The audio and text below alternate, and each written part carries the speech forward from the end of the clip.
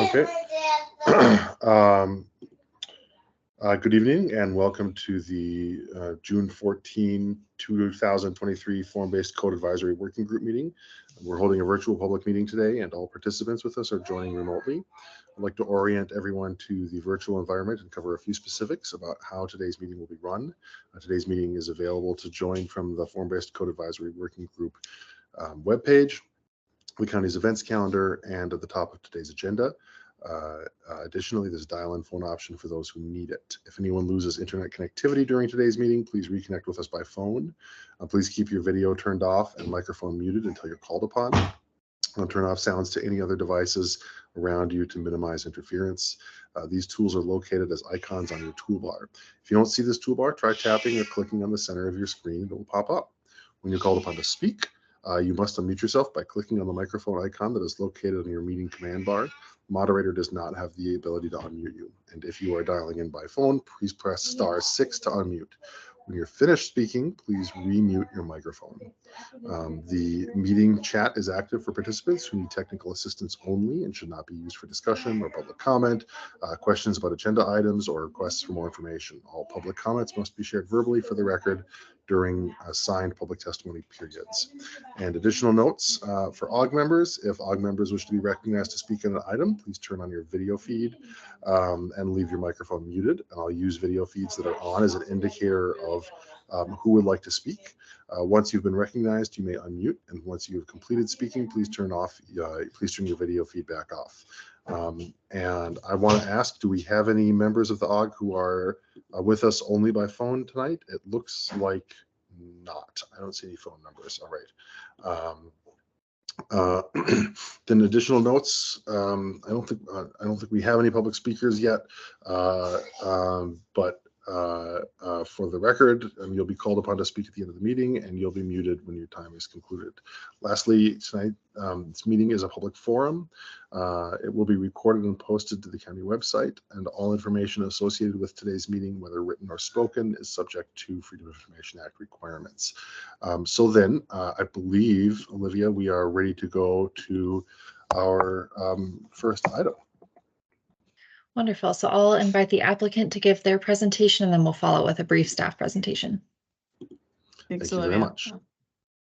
Let me share my screen. Can you all see the PowerPoint? Yes. Great.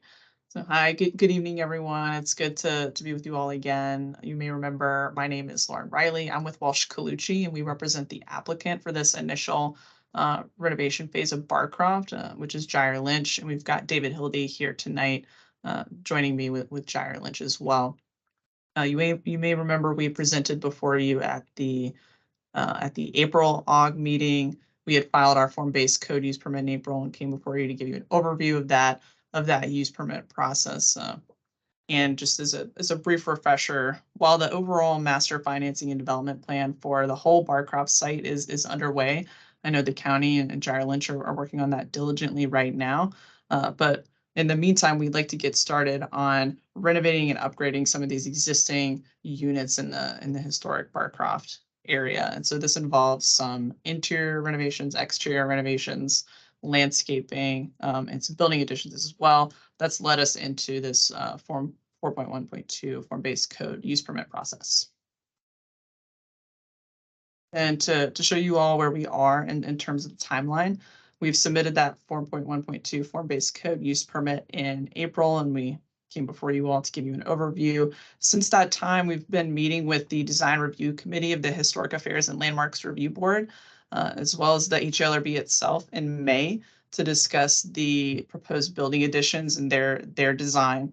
We've taken their feedback under consideration. We met with the DRC last week to provide them some design updates, as well as to go over the scope of the exterior renovations and the landscaping. And so I'll go over that with you all as well in just a moment. And then tonight, we're here before you again to provide an update. We'll go before the HLRB a second time next week. And then we anticipate that this use permit will be heard before the Planning Commission and the County Board in July. Then I've included a few images here just to reorient everyone to the Barcroft site and the limited scope of this application. So you can see here the Barcroft sites outlined in blue. Much of it is within the neighborhood's form-based code. Portion of it is within the commercial code there on the west side. Here's the regulating plan for the Barcroft site. Again, the whole full site's there outlined in blue. You can see that some of it is slated for redevelopment, and then a significant portion of the site's located here in the green shaded area, which represents the conservation area. And this area is intended to preserve, not only the historic aspects of these garden apartment buildings, but also their affordability as their existing market rate affordable units today. And the portion of the property that's subject to this application will be here at the corner of South George Mason Drive and South 4 Mile Run. This area is located within the conservation area, and it's not anticipated to be redeveloped. So we thought this would be a good candidate to kick off this first renovation phase in Barcroft. And here's an aerial image with the property outlined in yellow. And I'll note that we've rotated the orientation. So Columbia Pike and north is to your left so that we could fit the whole property. The portion there that's shaded in red is the application area, and it's located in a portion of what we call Section 3. This property has been divided up into sections based on when the buildings were constructed. And then on the right, you can see a more zoomed in view. This portion of Section 3 that we're renovating includes just 5 buildings, buildings 22 through 26, as well as 2 garage structures that are here under these trees. Then with this form-based code use permit request, we're requesting not only to renovate the exterior of the buildings, repoint the brick, clean it, replace light fixtures, windows, etc. We're also requesting to construct building additions on the backs of 3 of the buildings, as well as provide a new landscaped courtyard there behind building 22 to provide some amenity space for the residents. And in terms of these building additions on these 3 buildings, today there's 93 units within the 5 buildings here in this portion of Section 3. All 93 of those units are 1 and 2 bedroom. And so through these building additions, the applicant's able to convert some of those 2-bedroom units into 3 and 4-bedroom units so that we can provide family-sized units in this area of Barcroft. And here's a quick overview of our application requests. Again, we've submitted that 4.1.2 form-based code use permit. We are requesting modifications of the form-based code to permit the existing setbacks and parking spaces to remain as they currently are. We're also requesting a couple modifications of the conservation area standards so that the window replacements can be vinyl to match the existing windows on the buildings that have already been replaced, as well as to provide some new wall openings only on the rear elevations so that we can provide necessary ventilation for the upgraded HVAC units. Then we've also included here at the bottom a request for modifications of some conservation area standards to allow compliance with the Virginia housing requirements for tax credit financing applications. So when you submit an affordable housing tax credit financing application to them, they have these minimum design and construction standards. They require entryway canopies, canopies for all the entryways, and they also require you to clad any wood trim with vinyl or aluminum. And so, we recognize that that's inconsistent with the historic nature of these properties, and Gyre Lynch will be requesting a waiver of those requirements from Virginia Housing. However, we've included that modification request here because we will not know the outcome of the waiver until I think August or October after the county board has heard these applications. And now I'll get into a few design updates to these buildings since we last spoke. We've met with the DRC and the HALRB to discuss the design of these additions. And you can see on buildings 24 and 26, those are the 3-bedroom additions. The DRC and HALRB agreed with the massing, scale, materials, and colors of those additions. We've spent most of our time discussing these building 25 addition here. These are the 4-bedroom additions. You can see there's another little piece that juts out here that's required a little more attention to detail. Here's the updated rendering of the Building 25 edition.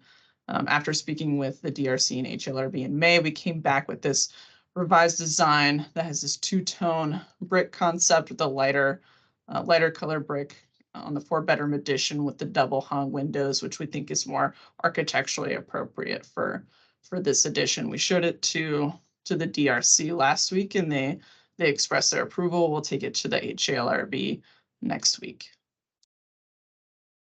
We've also been discussing the attic vents on the additions with the DRC and HLRB. We had originally proposed with our April submission vents that match these larger semicircular ones on the existing buildings, and the DRC and HLRB expressed a preference for a reduced size. We had also shown them this more modern approach here on the bottom. Since then, we've refined the design. We've reduced the vents to be this semicircular vent that's speaks to the subordinate nature of these additions. We think this is more architecturally appropriate for the additions than the modern ones. So the top one is our preferred design. And then, as I mentioned, we'll be replacing a few of the windows on these existing buildings. So up till now, the previous owner has replaced almost all of the windows on these existing buildings with vinyl windows. There's a few metal basement windows that are existing. We'll be replacing with this renovation phase, and so we'll be replacing those with vinyl to match the existing ones. And then we'll also be replacing some light fixtures around the buildings with ones that will match the existing. Here's our tree preservation plan, as well as some upgraded, some new details on the proposed courtyard there behind Building 22. So for this, to the right, this preservation plan, you'll see the trees colored in green. Those are the ones that we'll be preserving. There are some trees here in red that we'll have to remove because of their proximity to the building additions or their proximity to the existing buildings. So they've got to come out. There's trees here in yellow. These are invasive trees that we'll be taking out. And then these purple ones are dead trees that we'll be removing. And then in blue, you can see that we're preserving this huge contiguous tree canopy here for that's very valuable to the residents, provides a lot of shade, a lot of tree canopy to this area. And then on the left, you can see some more details of that Building 22 courtyard, some new landscaping, decking, and then some seating space to provide gathering space for the residents. Now let me go back real quick. I'll just note here on this diagram, these two bars right here, these are the existing garage buildings. On the property, there's just 2 of them.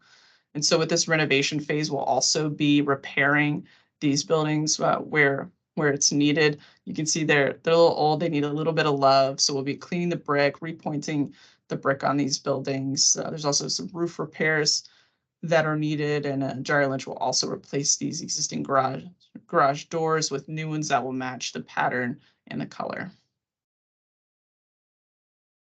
And then, as I mentioned before, we've got those 2 modification requests for those Virginia housing minimum design and construction requirements. This image here just shows you where that vinyl or aluminum cladding would typically occur on the buildings. It would be with these wood and tree surrounds here and with the fascia board here. And again, that's if it's necessary, we'll be requesting that waiver from Virginia Housing.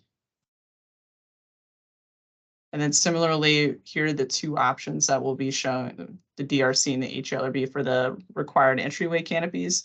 There's 2 designs here that we're showing them, and we'll update this once we land on the preferred design. So that's the end of the updates that we all have for you tonight. So I'll hand it over to Olivia, and then David and I will be available for questions. Thanks, Lauren. I'll go ahead and share my screen.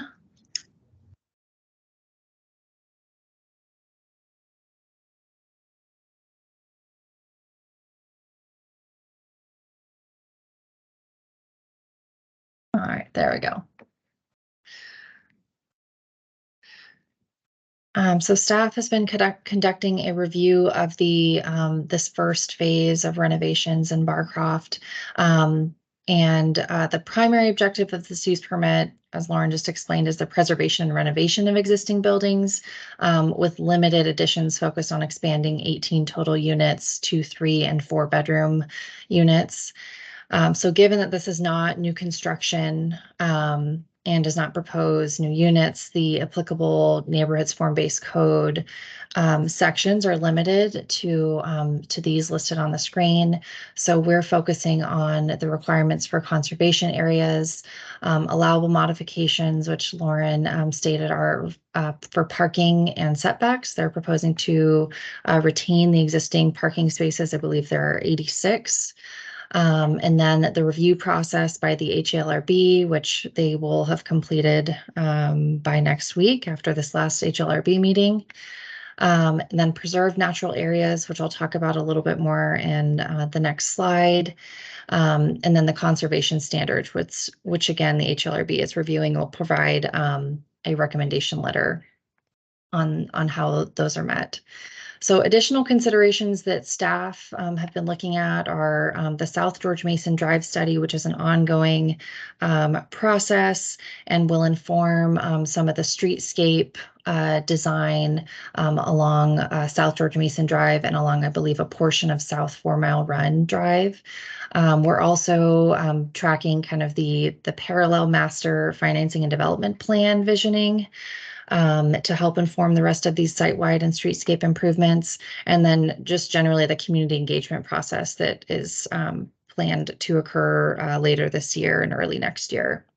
So we are looking at a condition that would require kind of the revisitation of all those site-wide and streetscape improvements to occur in a future process with guidance provided by the MFDP process. So looking a little more closely at the preserved natural areas, here on the far left, you can see the neighborhood's form-based code regulating plan. The light green area shows all of the conservation areas. And then the darker green outline shows these preserved natural areas designated on the plan.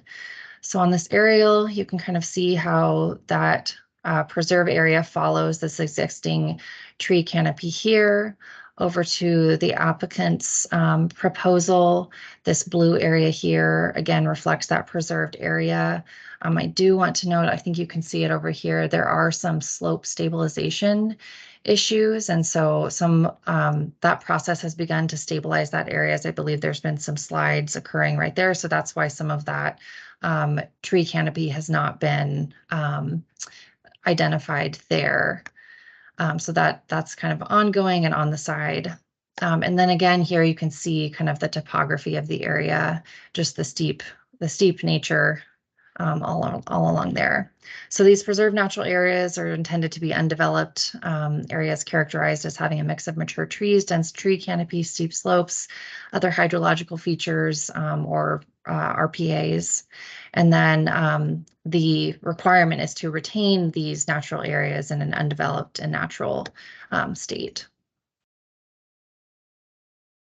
So I think we went over the schedule. I did just want to add that this item is proposed to go to the Housing Commission, likely on, I think that's scheduled for July 6th.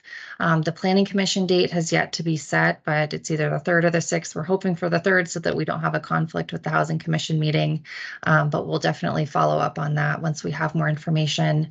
And then the county board hearing, we're on track for July 15th. So with that, I'll turn it back to our chair for a discussion. Great, thank you both. Do we have any questions from members of the AWG? I guess it looks like we've got Linda, Mark, and Michelle, but if anyone else is on, let me know.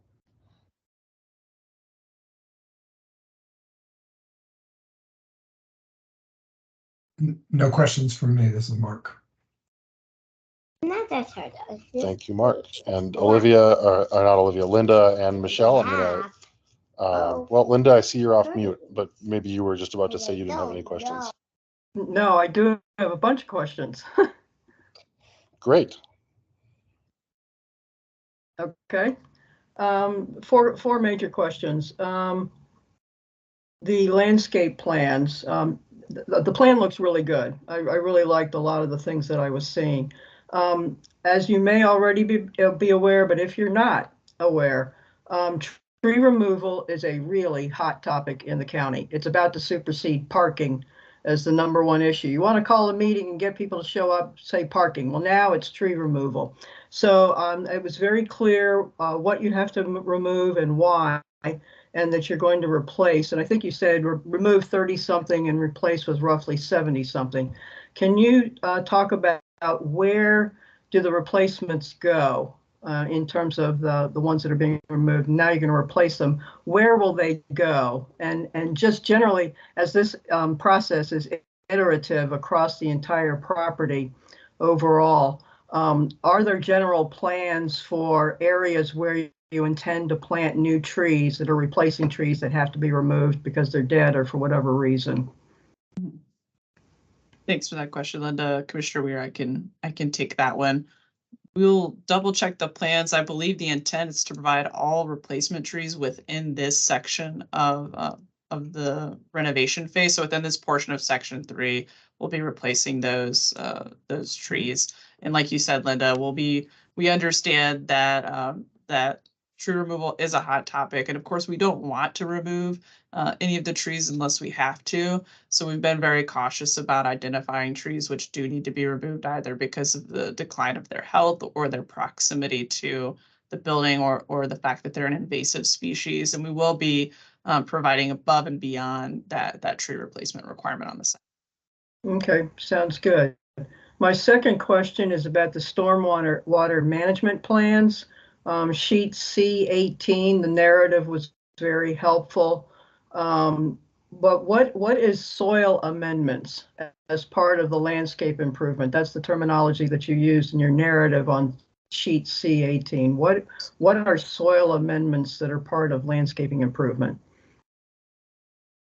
So we don't have our representative from VICA on the call tonight. I believe, David, what soil amendments is referring to are areas where we kind of need to regrade to provide that natural stormwater retention. Though, Linda, let me confirm what that note means, and we can get back to you through Olivia and Matt. Have you identified in general if stormwater management is going, I would assume it would be a serious challenge because of the topography of this site. Is somebody focused specifically on stormwater management over, again, because this site is so huge and there's so many topography challenges. Just, do you have any ideas for how you're handling the whole stormwater retention and management issues? Mark, I saw you turned your camera on. Did you want to? Yeah, Linda, that is something that Jump is in. a high priority area on as we develop the MFTP, particularly since, as you said, it is a large site with a lot of topography. A lot of the solutions are going to be site-wide and not with any individual use permit. So we're really trying to manage that. So we have our stormwater folks working directly with the Gyro Lynch team to come up with the best solutions. Sounds good. My third question is, and maybe this is going to hit people as out of the blue, are there opportunities for ADA ground floor units anywhere in the property, not just in this section, but anywhere in the property?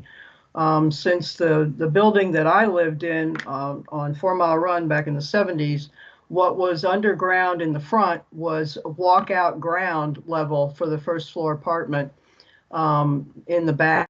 And so are there ADA possibilities in terms of accessible apartment entrances on the literally ground floor level? Is this something that you all are looking at? Yeah, I can take that one. Yeah, Linda, we for each of these sections that we're going through, we are doing a accessibility study. We did study this section in detail and trying to find opportunities to do that. Given the topography here, we did not find any areas that we could make it work with, especially the access to the parking and getting accessible paths. That's kind of putting all that together. We couldn't find any locations here. We do think there are going to be some locations especially in the flatter areas like on Thomas Street and further down 4 Mile Run. So yes, every section, our design teams are looking to maximize as many accessible units as are feasible. Sounds good. Thank you. And finally, are there any opportunities for in-building bike storage? For example, possibly repurposing laundry rooms? We haven't looked at that specifically, but yes, we are going to have spaces in the basements. So I think that's a good idea, and we'll look into that. Okay, thank you. We'll study that. And I know, David, you're also studying places where you can add additional bike racks outside the buildings as well. Yes, we will So definitely be looking at bike rack locations, especially by the entrances. But I think that's a good idea in terms of inside storage. That would be great. Thank you for looking at that. That's all I've got at this point. Thank you. Hi, this Thank is you. Michelle. I don't really have, I think Linda covered a few of my questions. I'm glad to see that you're like keeping the garages and refurbishing them. I just had a question. I missed a little bit of that. Were they considered historic as part of, they're deemed historic and so you're restoring them according to guidelines? What are the uses of those or planned uses of those? It seemed the last time we talked, it was pretty mishmash. I'm just curious about those. Right. So those garages are part of the historic Barcroft. They are identified in the conservation area standards for preservation. So we are going to be making those upgrades to them. And in terms of their use today, David and his team, through a recent survey, have identified that these garages are indeed being used for resident parking, and so they'll continue to provide resident parking going forward. Okay, thank you. This is Mark. Can I sneak in another question about the garages? So they're used for resident parking. Well, also, you had mentioned while you were speaking that are those the only garages in the entire Barcroft or just in this section? So those are the only garages within this section. There used to be a third, but as Olivia pointed out, there have been some slope stabilization issues on the property that resulted in one of those buildings kind of falling down and no longer being usable. So we're working on fixing that slope issue. So those two buildings are the only ones within this section. There are some other, just a few other garage buildings that are sprinkled throughout Barcroft. Yeah, and Mark, we will be talking about that with historic staff as part of the site-wide studies. That is one of the items we've identified to discuss those garages. Got it. Thank you.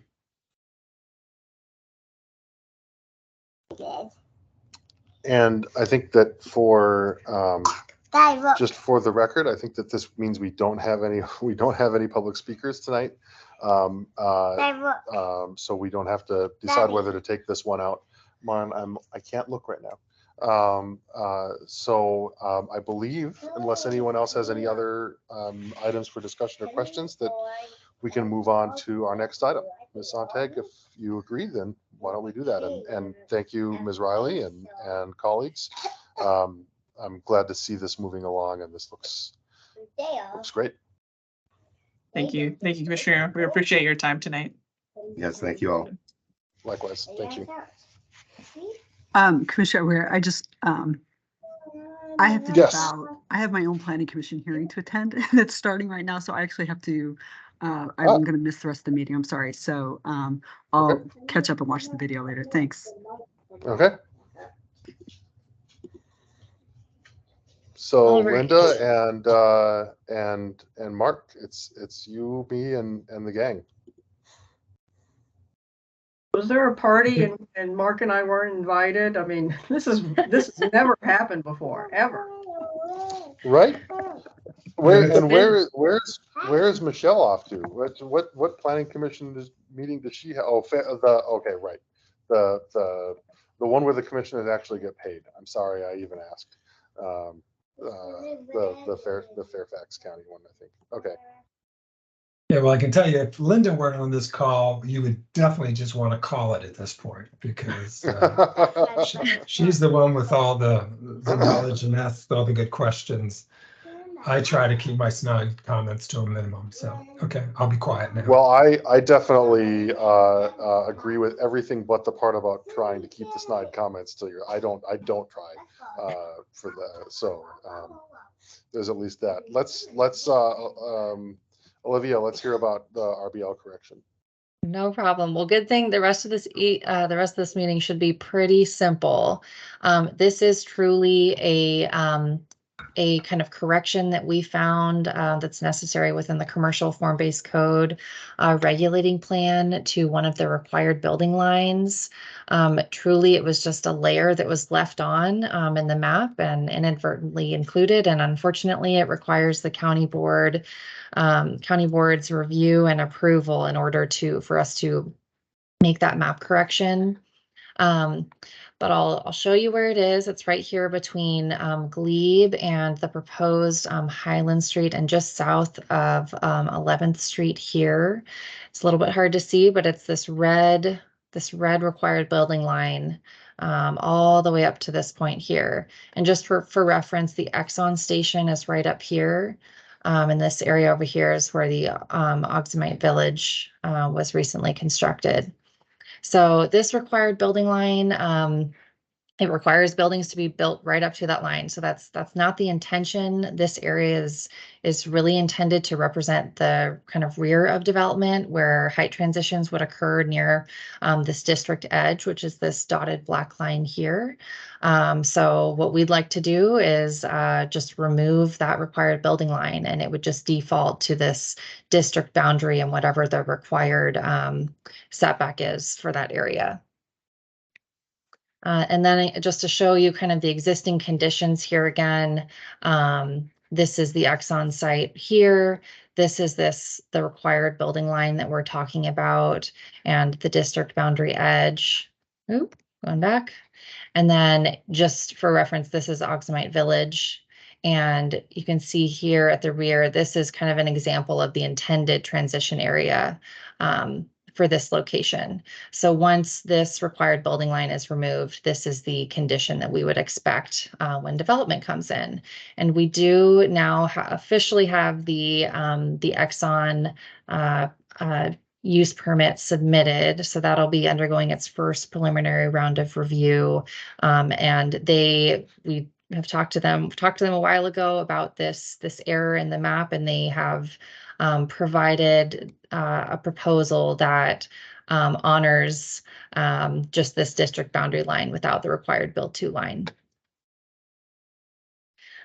So just a kind of quick summary of the amendment schedule. This is actually packaged with 2 other zoning ordinance amendments. So that the request to advertise went to the county board this past Saturday and was approved. So we're reviewing this today. It'll go to the Planning Commission on July 3rd or 6th and is intended to go to the county board on July 15th, again, kind of as a package of corrections to the zoning ordinance and then this form-based code amendment. So I'll take any questions anyone has. Hi, Linda. Linda, we'll start with you. Yeah. Oop, you're on mute. Can you go back to the drawing that showed the previous one? Yeah. I was very puzzled. You're saying 11 single family homes. This is depicting 15 single family homes along where the red arrow is moving to the right. There's 15 homes. So I'm just curious. Since this is in our neighborhood, I wanted to make sure there isn't some other weird thing that might come up and bite all of us later on. Yes, no problem. It's probably a little bit easier to see here because of the Oxamite Village redevelopment already. We're not including kind of the impact to these homes here. So we're just looking at these 11 homes on this portion. Oh, okay. So it is 15, but 4 of them don't count. Yes. Gotcha. Literally don't. I mean, not like literally don't count, not figuratively don't count. Right. Yeah, my neighbors who live there will yeah. I'll make sure nothing gets transferred like that. So yeah, okay, that sounds good. Thank you. I'll make sure that's clear in the board report too. So that's a good catch. Because going down the street like, did somebody, did Mike tear down his house? The lot's been subdivided and or something, and now there's only one house where there used to be 2 or 3. So I just want to make sure there's no problems down the road that come back to bite any of us. Well, I go past that just about every weekday, and as of this morning, all of the buildings are present and accounted for. Yeah, okay. We just don't want any surprises.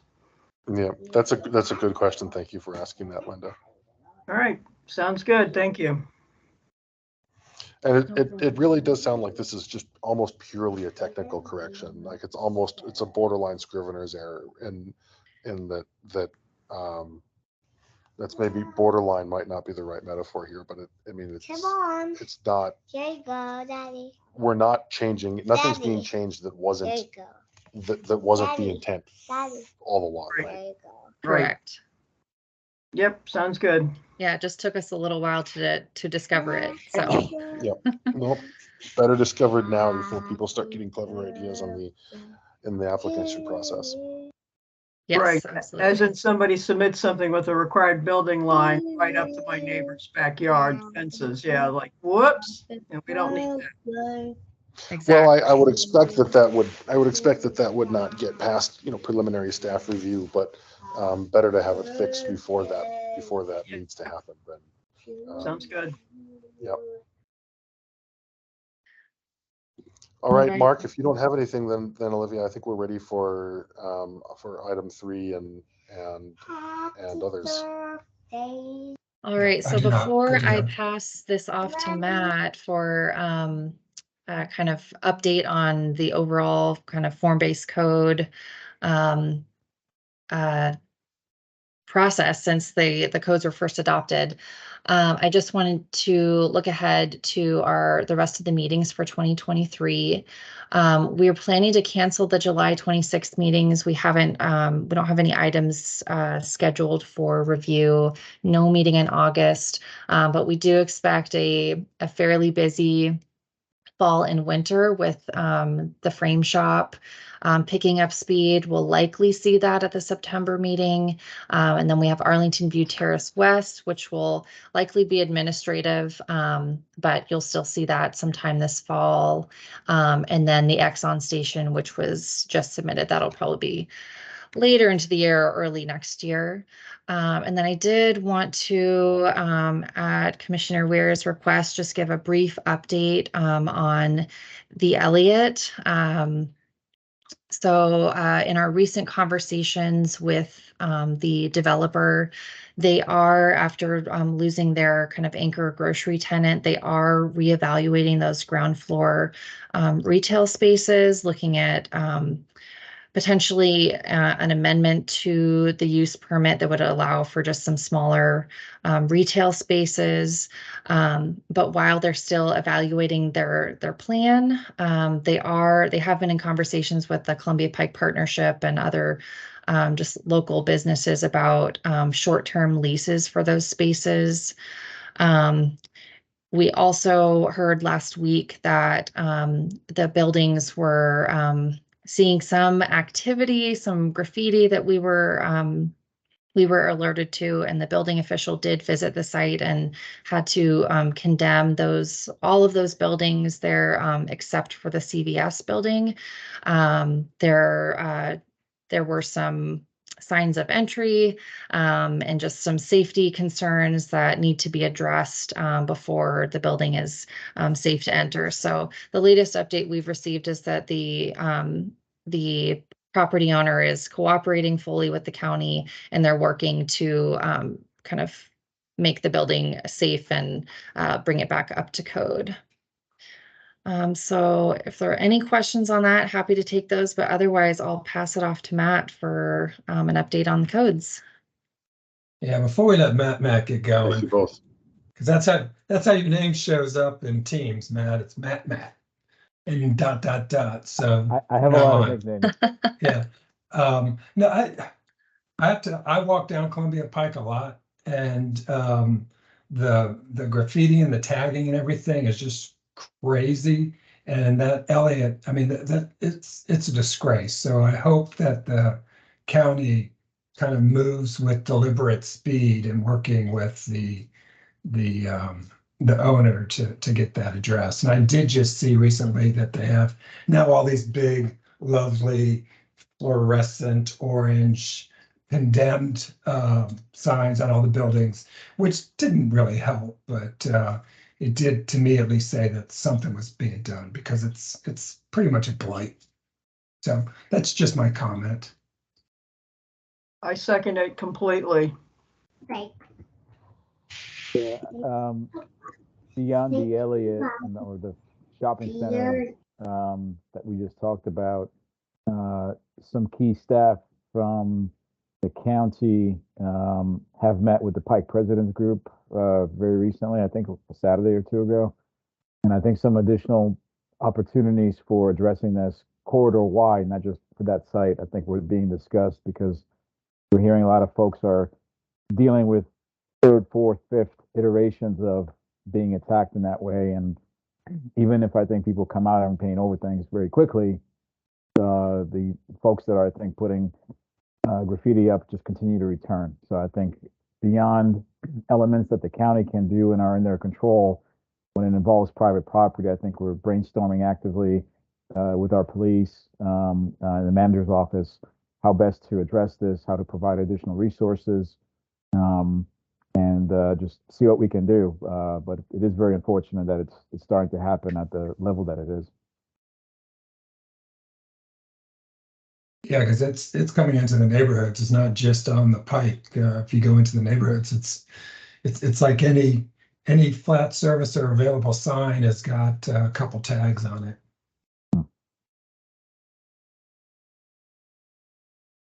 Square. I don't have anything to add.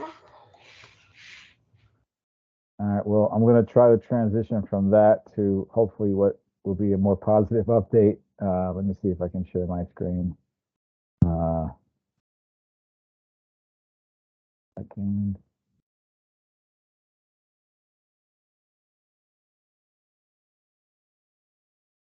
There we go. Can you guys see that? Yes. Yes, although maybe this is just my monitor. It looks like something's highlighted. Mine looks. It was in fact just me. Okay. So hopefully this is for the present audience, but I'm hoping the other members who were not able to attend can watch this later. This is kind of a timely update that we've pulled together with the help of others, particularly in the housing division, who from time to time work with us on forecasting updates and monitoring development activity throughout the county, including Columbia Pike.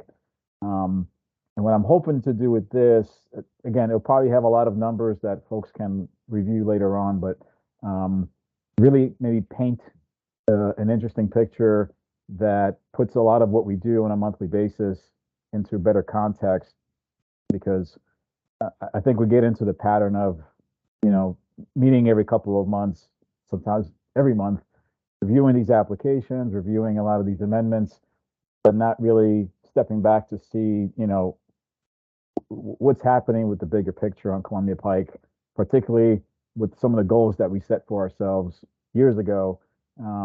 And is all the work that we're putting in getting us somewhere close to those goals.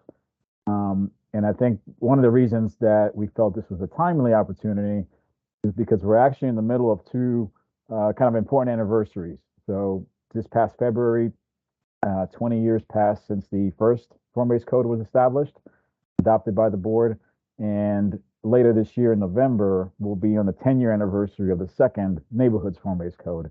And that kind of gave us an interesting idea to just kind of circle back and look at, what's happening and what kind of strides are we making to the goals that were set for the corridor. And I think as that's happening, we always try to clarify, a lot of the background updates that are happening and what we try to do on the web with our delivery of information. And a lot of these, I think, are really a testament to Olivia's arrival and being able to just take this on and, filling a lot of the gaps that I think we identified over the last couple of months. And a lot of them are going to continue to happen over the next few months as we get through this year. But it is kind of making sure that all the information online is current, that the use permit conditions we're using are matching what the site plan conditions are doing. And anytime somebody, I think, wants to access current information, it's readily available online. But beyond those updates, you all may have seen, I think, the typical development map that we track throughout the corridor, kind of giving a status of approved projects, projects under constructions, active projects we're reviewing right now. And I think that's all great, and I think it captures a really accurate account of what's happening.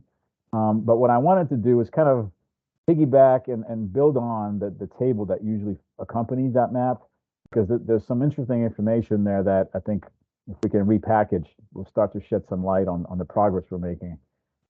You may have seen in past presentations that this same information, if presented in a more tabular format, starts to look like this. This is where we also incorporate the retail component of the project. So not just the difference between market rate and affordable units. What else are we delivering, and what is the status of those projects based on where we are today? So this is always, I think, an interesting element, just looking at the pure volume of density that has come across. Some of it is just approved and hasn't been built, but I think the approvals alone, I think, speak for themselves, particularly when we look at the over 400,000 square feet of retail, for example, that the board did approve already. But this is where I think we wanted to go a little bit deeper than just summarizing the development activity. And what we wanted to do is take a look at what does this mean for the affordable housing goals that we set for ourselves on Columbia Pike. And I think you all may be very familiar with this, but to anybody else watching or reading this, as we post the presentation online, we did always want to remind folks that there's a very big difference between what we mean when we say affordable, particularly when there's a commitment that an applicant strikes with the county to achieve a committed affordable unit or CAF, versus many of existing or legacy units that are affordable purely because of their age, condition, or actions taken by the property owner, given at the market that they're in. And many of the affordable units, whether they are CAFs or marks, as we call them, tend to fall in the 60% and 80% of the AMI category. So on the right side of the screen, you can kind of see what that means for different family sizes. I think this is the 2023 version with those income restrictions to qualify for a rental unit at that range of the household size and the average medium income. But with that information behind us, what we wanted to do is focus on the neighborhood's area plan, which is now over 10 years old, and what the goal for the corridor was at the time. So you may recall that we took a very careful inventory of affordable units, particularly the market rate affordable units, of which there are about 6,200, almost evenly split between the 60% AMI and 80% AMI rent ranges. And in addition to preserving or replacing them, which either met our goal, we also wanted to expand the housing option to make sure that we were addressing all ranges of incomes along the corridor and kind of maintaining that diversity moving forward as development happened. So the way we tried to memorialize that in that plan was through a series of tables, and some of these might start to look very familiar, but it essentially tracked market rate units, which is what most projects typically deliver, and then a very specific range of affordability that we also started to track, and really emphasize the 2010 baseline. So what did we have when we kind of started that planning effort, and what do we think we could achieve if after 30 years of building out this plan, what would the projects deliver? And this was kind of an interesting case study where through consultant analysis, discussions with property owners, we're getting a pretty clear sense of what the trends might be and the direction in which the market is going in terms of redevelopment, how some of the regulations that we put in place, particularly with the on-site affordability and other tools, how we might influence that. So another way of looking at, I know this is probably small font, is looking at it this way, where what was our affordable housing projection by category? And you can see here that in the 30-year window, the horizon that we were looking at, there was a pretty significant increase, almost predominant, of those market rate units going from 1,700 to over 14,000 units. We're expecting to lose just about all of the 60% marks, but expecting them to be converted to 60% caps. So it would not be a complete loss, but more of a conversion as those became part of redevelopment opportunities or other interventions through maybe the Affordable Housing Investment Fund. And then you can see some modest increase in the 40% and 80% caps, which the form-based code does have some leeway in terms of allowing adjustments to that requirement. And then overall, the total change of units from 9,000 to 23,000. So what we wanted to do is take a snapshot of, okay, that's the 30-year forecast, but what's actually happened in that first decade? And this is where things get a little bit interesting, but I also think positive. So if you look at the actual 2022 numbers, and these kind of capture the end of the year condition. So some things that have happened in the last couple of months are not part of this, but it is pretty accurate and interesting and telling in terms of what's happening with the market rate units on the corridor, but also some of the success stories in, I think, filling in those other buckets of affordability at very different levels of AMI, and have we've been able, I think, to be pretty successful, even given the fact that 1,300 units plus on the Barcroft site actually left that 60% mark category and went to 60% caps when the county and Jaya Lynch purchased it almost 2 years ago. So I think this is a very interesting snapshot, and we're going to be monitoring, obviously, how do these numbers begin to evolve into the second decade of implementation, because I think it's really telling of the direction we're heading, and I think what the success of the form-based code might be on the corridor, given it was a very big question mark 10 years ago. And one of the most interesting things, and I'll just leave you with this statistic, one of the first commercial form-based code projects, the Holstead, which is now the Avalon, at the time in 2004, 2005, when it was coming online or being approved, that was the corridor's market rate project, right? Brand new luxury units, if you will. Fast forward to 2022, a number of those units actually qualify as 80% marks. So the addition of that housing inventory over time is helping, I think, what we always kept, advertising as, more supply over time actually does help with the affordability. And I think the Halstead is one of those initial projects where we're starting to actually see that happening and materialize, which I think keeps that first number, the 1,557, lower than we thought it would be, because over time, the rents do really fluctuate. And I think the addition of new units, as we keep approving and considering projects, really informs that pattern. And the last slide I have is just another way of visualizing. In the blue, you have that 2010 baseline. In the gray, the final column is that 2040 projection, what we thought was going to happen. And in the orange, we're looking at the actual 2022 numbers that the housing division was able to pull for the entire corridor. So I don't have any questions. There's nothing to vote on. This is just an update of where we are, given the interesting year that we find ourselves in. So that's all I wanted to share. Thanks. Thank you very much, Matt. I'm going to ask a question first, and that is just help me understand. Actually, can you put that slide back up, please?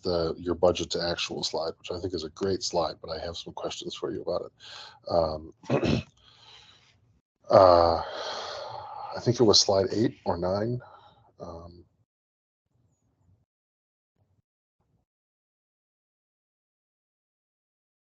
Slide 9, yeah.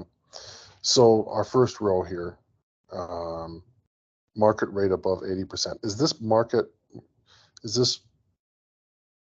This isn't a, this row isn't for. This doesn't mean affordable at market rate. We're talking about just market rate of units, right? Like might be It could be, affordable to it's someone anything at from like 83%. 81%. It's anything from like 81% to 130%. So, Whatever range of units that do not qualify for what we typically consider affordable. so it's not affordable housing. It's neither a mark nor a CAF. Correct. Right. It's so it could any of the units at Penrose, or your new luxury apartment housing would be included in this category, right? Mhm. As well as something that's aging but not aging so far along that the price dips into what would be below the 1/3, what would be below the threshold for a household at 80% AMI. Am I right about that? Okay. So then tell me why the number of market rate units has gone down since 2010, because that doesn't make sense to me. That I don't make that make sense. Some of it represents a number of projects we received since 2010 that have been 100% affordable. There's a number of instances where folks like APA and AHC have pursued form-based code development in that time that has led to new projects coming online, but without really impacting market rate units. So I think the Shell, Gilliam Place, Columbia Hills, Carver Place, probably one more I'm missing. So, it's pretty significant inventory that alone in that window, I think continues to add to the CAF inventory because of how those are approved. There's also, I think, projects that were maybe in that first generation of approvals, predominantly in the commercial form-based code. I know I mentioned the Holstead, but there's others that the percentage of those has over time, because of the rents and how they are controlled, has started to slip into, cross that threshold of 80%. And I think we, Okay. contributed to the 80% marks, which is kind of how that number continues to be where it is. At the same Okay. time, 80% marks that we may have had in 2010, those values have gone down a little bit because the buildings are getting older and older, and the competition continues to be pretty extensive with new construction coming online, and those have contributed to the 60% marks category. So part of it, we haven't had any significant number of units taken offline. What's happening is that there's downward price pressure on units that are older than 2004 and that are and such, right? Is it the case that some units that were that were just market units have been converted to CAVs? I know that, like, the Serrano was the Serrano at any point ever considered market rate before it was bought by AHS or by AHC? Or are there other buildings that might have been bought by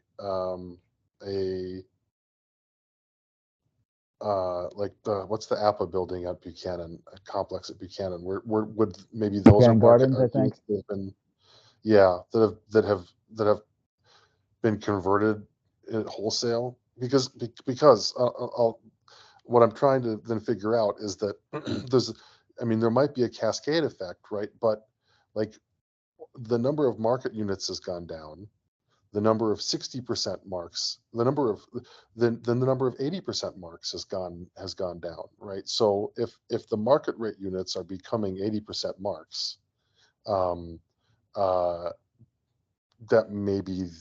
that's great. But then more 80% marks themselves have either disappeared. I guess they've been replaced by CAFs. I guess the drain.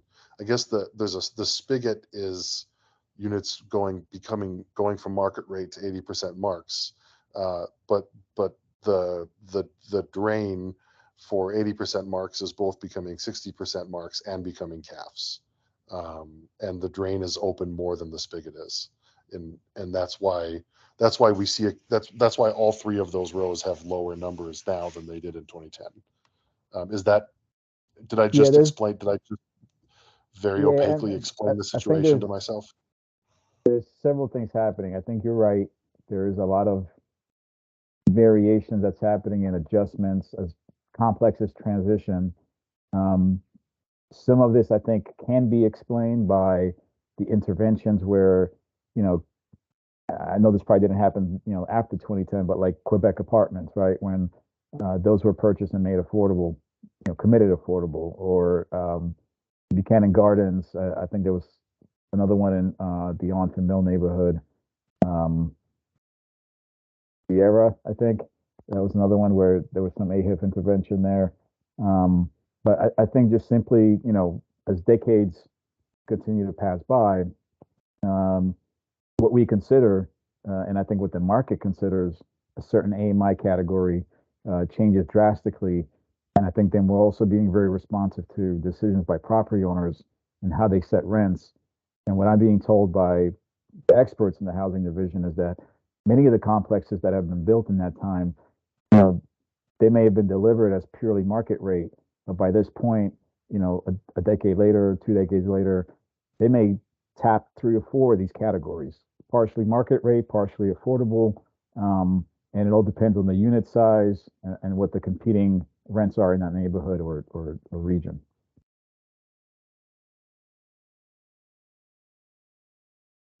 The thing that makes that makes sense to me at a really high, almost conceptual level only.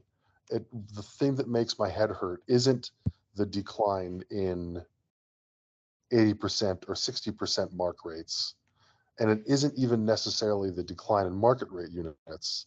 It's the decline in all three of those in conjunction that like I almost want to see, you know, those charts where it's like it's arrows that move, right? And they get, some of the arrows get thicker and some of the arrows get narrower as it shows how, you know, quantities flow from thing to thing.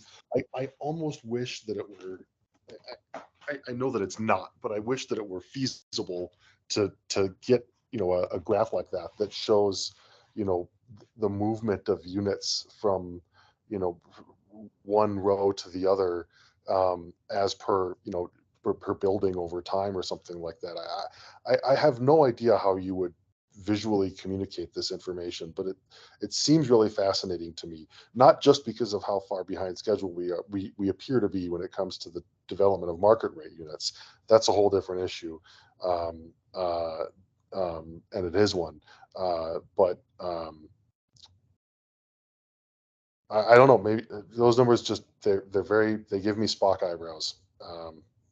No, there's a lot I'm gonna shut up happening on it. there, and I think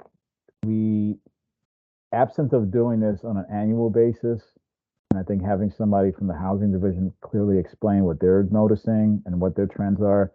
You know, the only other thing that to me starts to make a little bit of sense is when I look at, I believe this might be the issue here.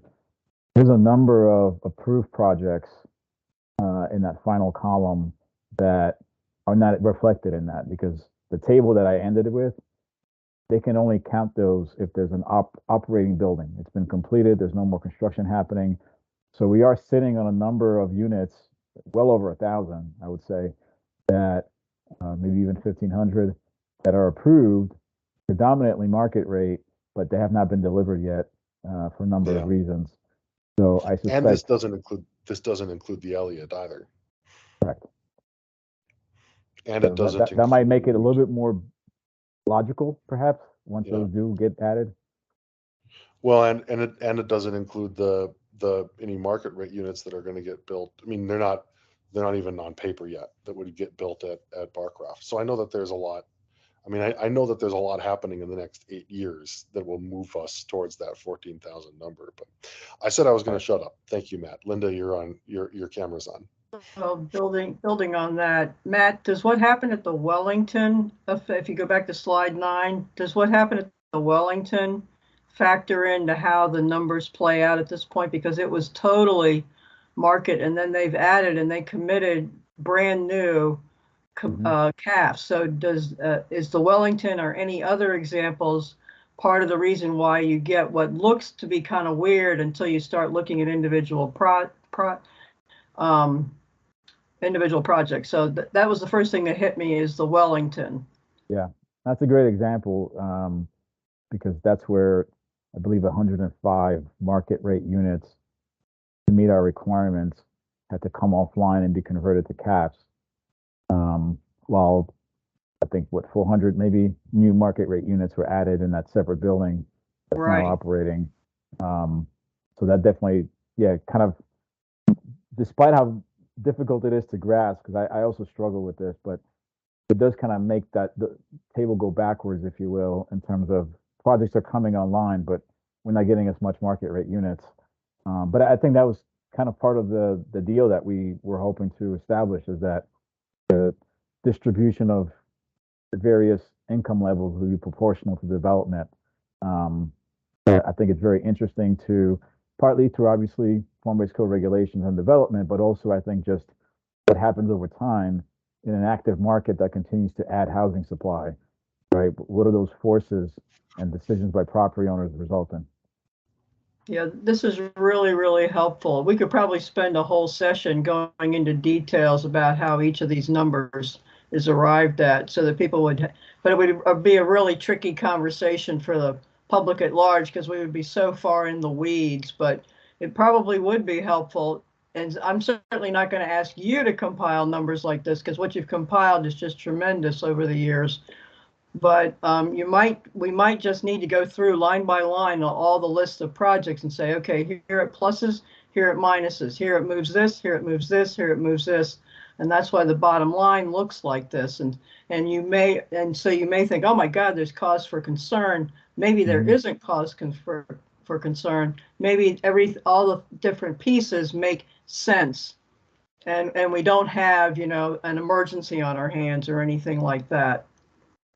Isn't it also a factor that because of economic conditions, we had the cancellation of the streetcar, we had a big gap where we had no submissions at all that we were dealing with for several years. And so I would imagine, this might be a graduate level course that we would have to go through, of looking at all the forces that took place in the last 20 years, some of which we anticipated and some of which we did not anticipate, like what happened in 2008, when everything like boom, crashed, and then the impact of the pandemic. So that's my thoughts off the top of the head. This is really, really nice work, and I appreciate that you've gone to this much trouble to do this. And I think we've got some room for consideration down the road, and the county in general will have some great information to work off of. So thank you. Matt, let me no, go ahead. Sorry, go ahead. I'll pass it along to the housing staff that were pulling a lot of the difficult data, and if we do have a follow-up conversation, I would definitely want them at the table. They live in this world. Yep. I just repurpose it. Matt, do you think that the data exists to add to break the 2020 to 2022 actuals down by units built before and after a certain existing units and new units? So you could do this with sub rows. You could do this with adding with two columns, and then your two columns between the 2010 and the 2022, just showing like, of the 1557, this many units were built before cutoff date.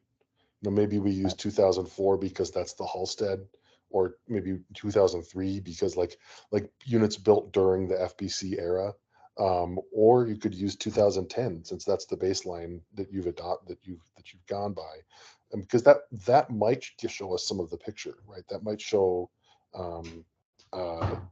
That strongly hint at units moving from one to the other if there's a significant drop in pre-2010 stock, right, in one category versus another. especially given that we know that it's not the case. We haven't seen housing demolished, right? We haven't seen units torn down. Right. So that's not a factor. It's all moving from one bucket to another. A thought, I would be interested to know whether or not that it would be possible to do that. I think it could be. We'd have to check with some of those folks.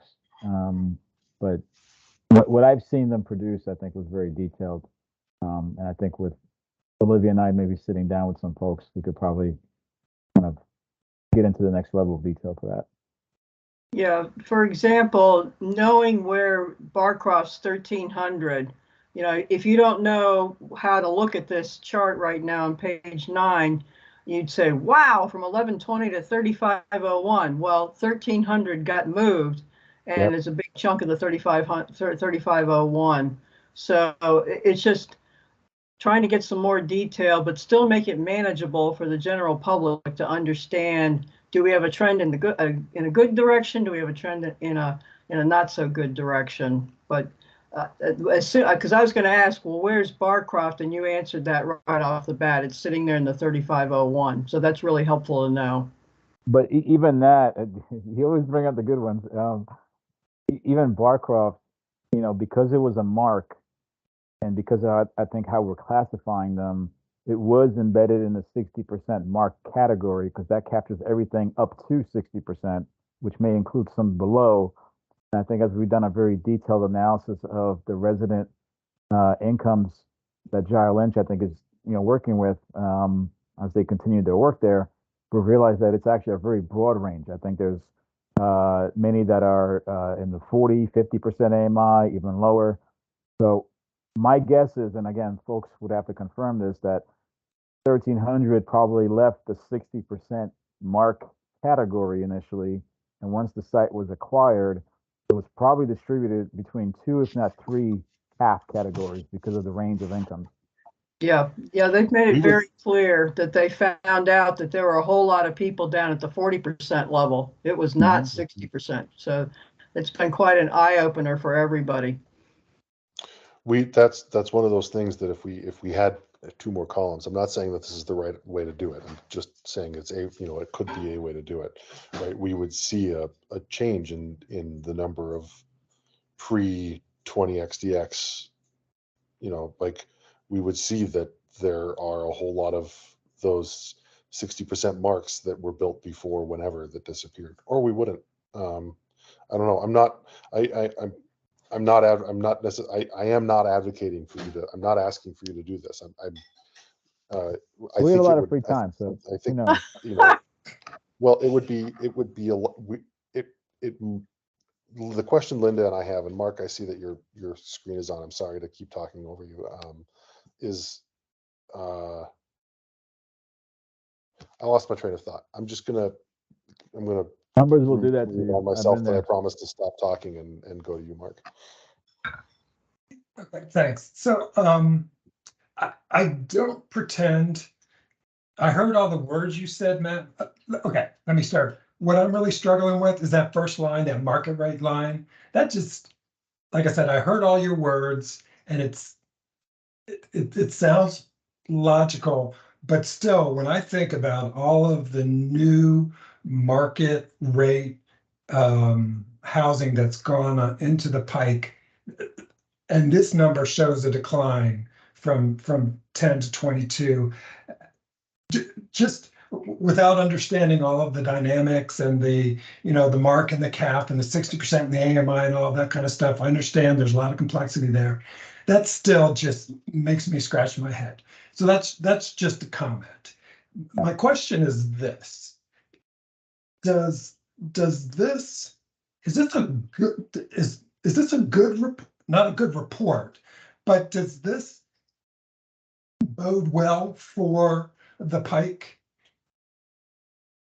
To me, it does. Either it looks like our planning in 2010 was significantly off, or what it's saying is the Pike is becoming predominantly lower market rate housing. Well, I'll start with the first point because I also had a similar struggle understanding the numbers. One thing that helped me, and again, until the experts chime in, we may still be struggling, but I think it's really this slide here that captures a lot of the initial projects, right, that the commercial form-based code delivered. And you can see the market rate column is consistently filled. Those were all embedded in the 2010 baseline because they were, I think, online by that point. And the 2010 baseline was really something that we monitored back in 2011, 2012, because it would have been after the census counts. So we would have had confirmed numbers.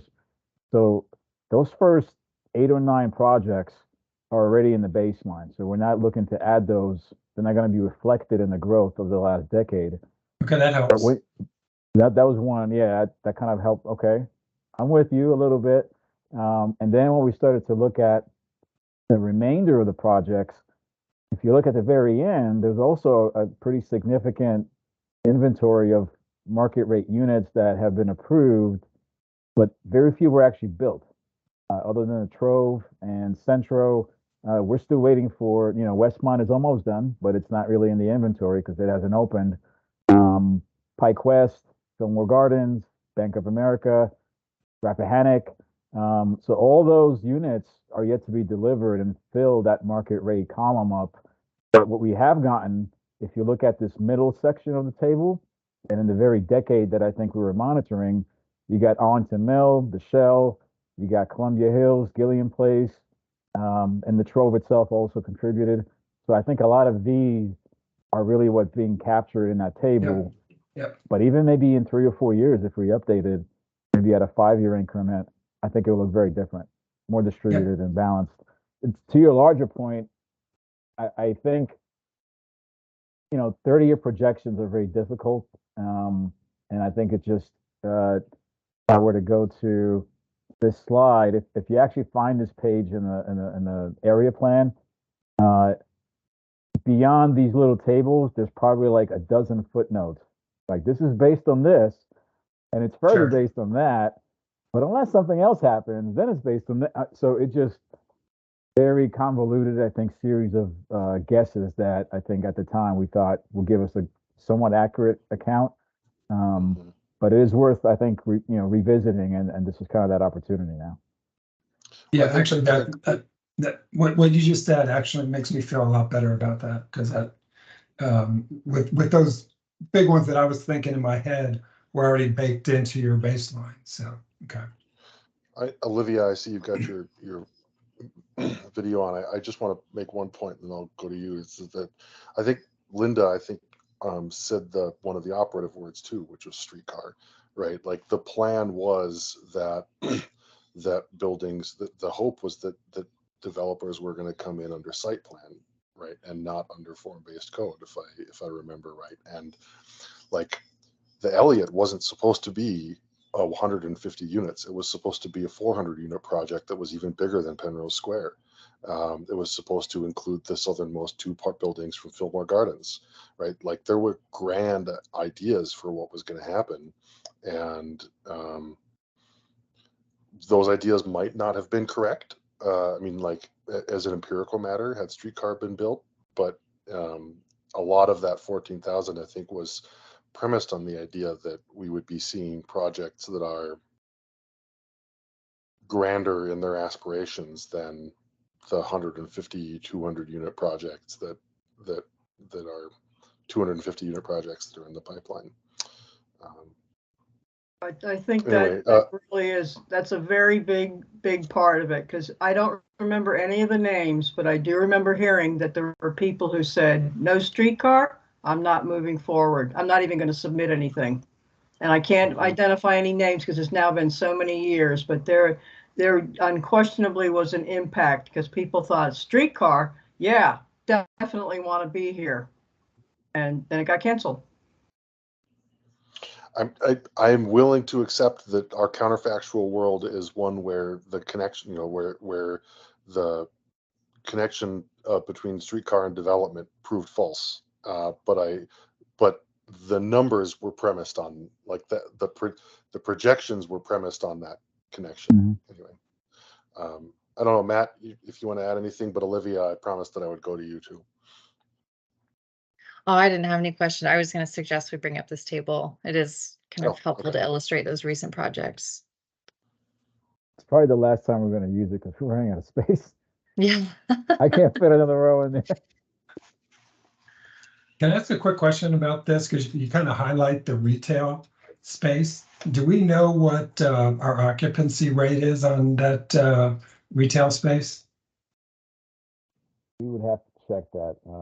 I believe the folks at economic development should be able to pull that together, and they have regular access and confirm those for us. But I'm not sure. Because I think we're going to find, I mean, just anecdotally, there's a lot of empty space. So, and that can go to, you know, the transportation situation as well. So, yeah, thanks. It's interesting to look at the numbers. I think it's kind of fun. Yeah, Thanks, once it Matt. became available, I think we just really felt we wanted to share it with this group and make sure that I think that next level of analysis was available. And like you mentioned, we can just keep repackaging it and looking at it different angles. There's just so much to kind of peel back there and study. So yeah, very interesting.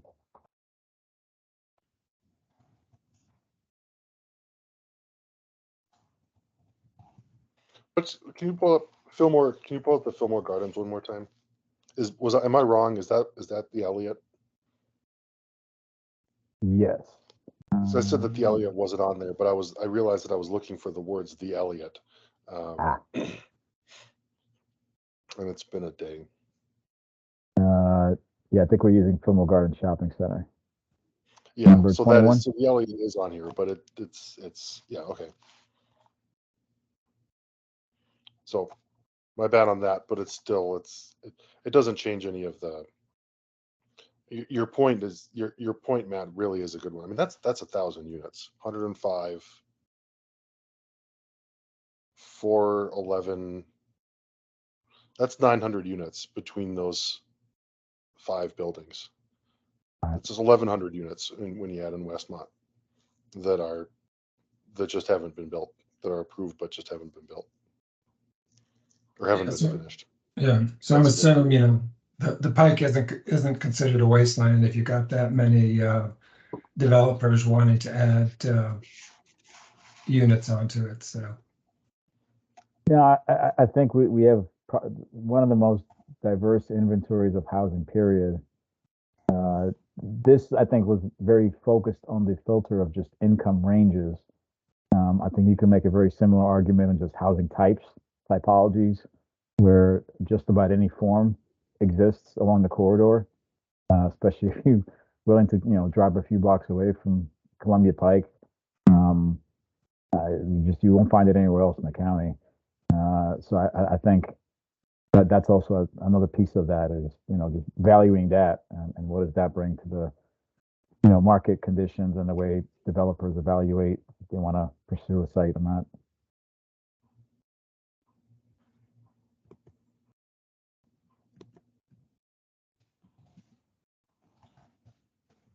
I must admit, I don't think this would take more than the actual main item on the agenda.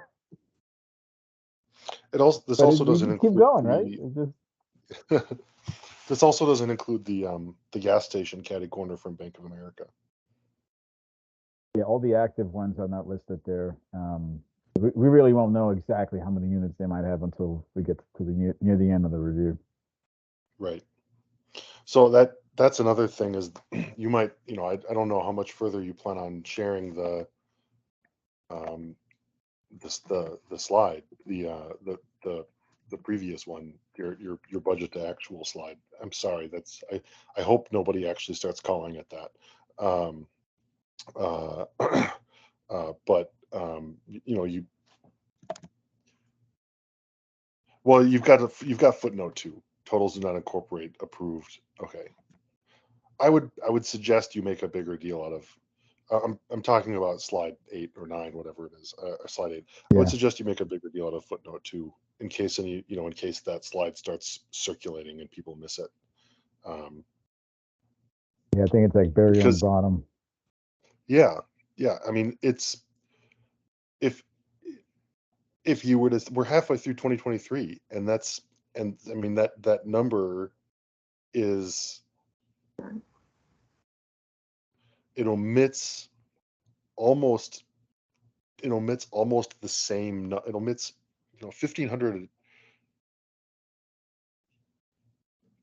That's just not a complete story, right? Like, it's almost an above the line issue than a footnote, because someone might see that and say, well, we're like we did.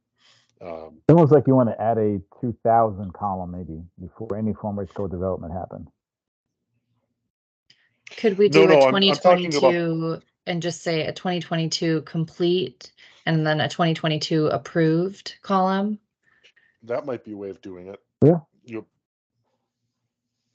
Good idea. 2023 approved. Or Because yeah, 20. That's a lot of units, and it's not just market. There's a couple hundred CAF units that are in there too.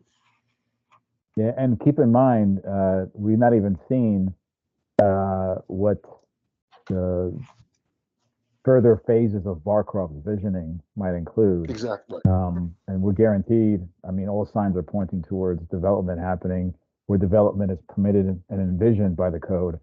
So that could be a huge impact, once we get a better sense of what they have in mind. It could be another 1,300 units.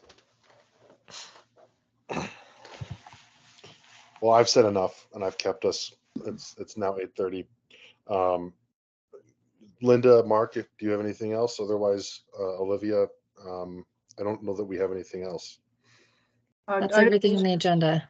Yeah, I just wanted to say thank you to Olivia for getting the material out to us before the weekend. It's really, really, really helpful to have the full weekend plus several days before the meeting. It really makes a big difference when we're looking through a whole lot of information. So thank you very much for doing that. You're welcome. I'm just sorry. I don't know where everybody else is. This has never happened before. Never. The cozy meeting. Yeah, and I don't know if this is it, but I was just thinking, in the past, this is the first time that we've gotten the notice for the meeting from a generic email address. So it didn't like come from you, it came from like Arlington County Planning or whatever. And a lot of times stuff like that comes into people's inboxes and they don't even look at it. I would hope that people on the AWG would not do that, but who knows? Yeah, it is a fact of life that people, people look a second time at the email if they know that, or then they think I've got that email from Olivia that I've got to respond to. Yeah, we just did. Like We started my doing email this from Matt gov Jett, delivery notices instead of just the other form of emails, just to start being consistent with how other commissions get their notices. But if you guys have any suggestions or still want that extra email, the extra layer of emails as a reminder, I'm happy to do that too. Olivia, it might be worthwhile just to forward that like you could just, if you would get included on that gov delivery notice, to just forward that to us saying, please, just so that we have an email with your name on the. Sure. Yeah, I think it would be really, really helpful, because I missed it the first time around, scrolling through, just seeing, because I get so much stuff. I'm subscribed to so many lists from the county, so it would be really helpful. And I hope that isn't the reason. I hope we don't have a whole lot of people tomorrow going, oh my God, I missed the meeting yesterday. But well, I I'll tell you also thought, one well, thing. it's the end of school and it's graduation this week, and I kept ticking through, but everybody doesn't have kids, so I'm like, they can't all be at their high school graduation for their kids. So like, where the heck is everybody tonight? I don't know. I'll tell you one thing. I see an email from Giselle. If I don't open it immediately, there's I have heartburn for every hour that goes past. So there are certain people that you just, you expect to, you know that you've got to read their emails. So that We'll might be be, happy I to hope, hear that. I don't know if that's the difference or not, but it couldn't hurt. It couldn't hurt, Olivia, to do that. I'll start to be that scary person in your inbox. I did not say Giselle was scary. I did not. That is, No, I'm no, no. terrified We of that love getting back to Giselle. Yep. Can I ask a question about, and Matt, you know what I'm going to ask about Woodmont? That's what it's called, right? Woodmont Development, Westmont. Yeah. Any information on the retail space in that building, where it's going? I think Isn't there reached going to out be a grocer in there? we try to reach out to their representation, and they said that they're still working with a broker, but have not really landed on anything yet. So that's the best information we have at this point. I will say that in the time since they were first approved back in 2019, I know there was an amendment, I think a year later, they've circled the wagons on a number of options. There was at least one grocer that was considered. There were other tenants. It's a pretty prominent location, and you got a transit station right in front of the building, so a lot of visibility. I don't think it's going to sit vacant, but we're also curious on who's going to go in there. well, so Arl Now has reported that Five Guys is looking at it along with All Care Urgent Care. But maybe Matt, your circled the wagons comment means that's outdated news. Well, Wow. it does, I think, match something we've heard a while ago, and it's been a minute, that they did continue to have conversations with tenants who used to occupy that shopping plaza, and some did express interest in returning. Granted, it would involve a 3-year break where they had to find other locations. But I don't recall if they were successful with any of them. Well, if Five Guys, they would be returning to their roots. That's where they started. Mm-hmm. I mean, I used to walk over there in the 80s. Yeah. That and Brenner's Yeah, Bakery. I mean, Five Guys, could that make was their original location. Most people don't know that. So that would be wild if they came in after they've expanded so dramatically. Yeah. They could make a real space out of that. But And you have room for several tenants, so if it's not like a larger element, if they can't find a grocer, there could be several restaurants there. It's like at least 20,000 square feet available from the pike. Especially several chain type or fast casual type restaurants. I do not want to be the reason that this has been an enjoyable meeting, but if we don't have any more business, I don't want to be the reason that we're all held up. So Olivia, if there's nothing else pending, then I'm happy to say that we're adjourned. Go for it. So nothing until September, right? That's what you're saying? Nothing till September. Okay. That's correct. Hopefully But I'll send out another email to confirm probably in the next week or so. Thank you. Sounds good. Thank you all. Have a good All right. evening. Thank you. All right. Take care. Thanks, Take care. everybody. Good night. Bye. Bye.